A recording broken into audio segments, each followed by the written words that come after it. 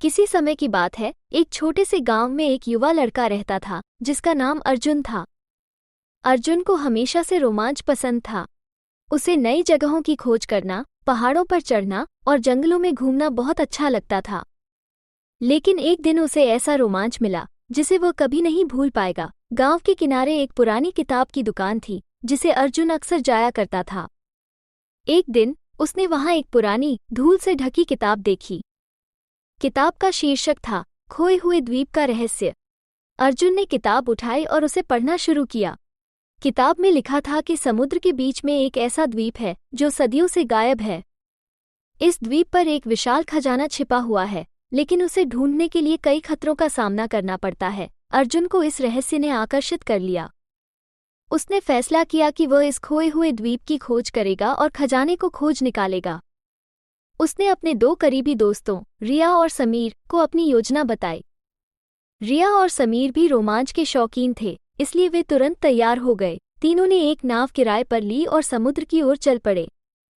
पहले तो सफ़र आसान था, लेकिन जैसे जैसे वे आगे बढ़ते गए, समुद्र का रंग बदलने लगा। आसमान में बादल घिरने लगे और लहरें तेज हो गईं। अचानक उनकी नाव एक बड़ी लहर से टकराई और पानी भरने लगा। अर्जुन और उसके दोस्तों ने मुश्किल से नाव को संभाला, लेकिन तूफान के कारण वे दिशा भटक गए। तूफान के बाद जब सूरज निकला तो उन्होंने देखा कि वे एक अजीब जगह पर पहुंच गए थे। चारों ओर सिर्फ समुद्र था और बीच में एक छोटा सा द्वीप दिखाई दे रहा था। द्वीप तक पहुंचते ही उन्हें महसूस हुआ कि यह कोई साधारण द्वीप नहीं था। यहाँ हर कदम पर रोमांच और खतरे थे। द्वीप घने जंगलों से भरा हुआ था, जिसमें कोई रास्ता दिखाई नहीं दे रहा था। जैसे ही वे जंगल में घुसे, उन्हें अजीब अजीब जानवरों की आवाज़ें सुनाई देने लगीं। एक जगह पर उन्हें विशालकाय मकड़ियों का जाल मिला, जिसे पार करना बेहद मुश्किल था। अर्जुन ने अपनी चाकू से जाल काटकर रास्ता बनाया, लेकिन तभी रिया की चीख सुनाई दी। एक जहरीला सांप उसके पास आ गया था। समीर ने तुरंत अपनी छड़ी से सांप को भगाया, लेकिन अब उन्हें और सतर्क रहना पड़ा। जंगल में आगे बढ़ते हुए उन्होंने देखा कि एक पुराना पुल था जो एक खाई के ऊपर बना हुआ था। पुल की हालत बेहद खराब थी और नीचे गहरी खाई में तेज धार बह रही थी। लेकिन खजाने की खोज में उनका उत्साह कम नहीं हुआ। अर्जुन ने हिम्मत दिखाते हुए सबसे पहले पुल पार किया और धीरे धीरे रिया और समीर ने भी उसका पीछा किया। पुल पार करते ही उन्होंने राहत की सांस ली, लेकिन उन्हें एहसास हुआ कि असली चुनौती अभी बाकी थी। चलते चलते वे एक गुफा के पास पहुंचे। गुफा के अंदर घना अंधेरा था। अर्जुन ने अपनी टॉर्च निकाली और गुफा के अंदर जाने का फैसला किया। अंदर का दृश्य और भी डरावना था। गुफा की दीवारों पर अजीब चित्र बने हुए थे, जैसे कि वे किसी प्राचीन सभ्यता के रहस्य को छुपा रहे हों। अचानक गुफा के अंदर की जमीन हिलने लगी और एक बड़ा पत्थर लुढ़कता हुआ उनकी ओर बढ़ने लगा। तीनों ने तेजी से दौड़ लगाई और किसी तरह पत्थर से बच गए। लेकिन ये सिर्फ शुरुआत थी। गुफा के अंदर कई और खतरों का सामना करना पड़ा, जिसमें एक रहस्यमयी जलधारा, जहरीले पौधे और भयंकर गार्जियन शामिल थे, जो खजाने की रक्षा कर रहे थे। आखिरकार वे गुफा के अंत तक पहुंचे, जहां एक विशाल दरवाज़ा था। दरवाजे पर एक पुराना ताला लगा हुआ था, जिसके चारों ओर चमकते रत्न जड़े हुए थे।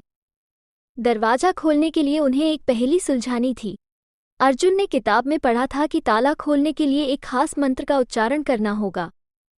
तीनों ने मिलकर उस मंत्र को पढ़ा और जैसे ही दरवाजा खुला, सामने एक चमचमाता खजाना था। सोने की मुद्राएं, गहने और बहुमूल्य रत्न थे। लेकिन तभी दरवाजा अपने आप बंद हो गया और गुफा की दीवारें हिलने लगीं। अर्जुन ने तुरंत खजाने का एक हिस्सा उठाया और तीनों वहां से बाहर निकलने के लिए दौड़ पड़े। लेकिन द्वीप का हर हिस्सा अब ध्वस्त होने लगा था। वे जिस रास्ते से आए थे वह अब गायब हो चुका था। अर्जुन ने अपनी चाकू से एक नया रास्ता बनाया, लेकिन उन्हें एक विशाल गार्जियन ने घेर लिया। ये गार्जियन किसी भी अनचाहे व्यक्ति को खजाने तक पहुंचने से रोकने के लिए था। अर्जुन ने अपनी बुद्धि का प्रयोग करते हुए एक जाल बिछाया और जैसे ही गार्जियन उस जाल में फंसा, वे तीनों तेजी से वहां से निकल गए। उन्होंने मुश्किल से गुफा से बाहर निकलकर समुद्र के किनारे पहुंचा। द्वीप अब धीरे धीरे डूबने लगा था। तीनों ने तेजी से तैरकर किनारे तक पहुंचे, लेकिन उनकी नाव भी तूफान में क्षतिग्रस्त हो चुकी थी। अर्जुन ने देखा कि एक पुराना झंडा एक चट्टान पर फंसा हुआ था। उन्होंने उसे निकालकर एक नौक की तरह इस्तेमाल किया और अंततः तीनों सुरक्षित अपने गांव वापस लौट आए। गांव के लोग उनकी बहादुरी की कहानियां सुनकर हैरान रह गए। अर्जुन, रिया और समीर ने खजाने का हिस्सा गांव के लोगों के साथ बांट दिया।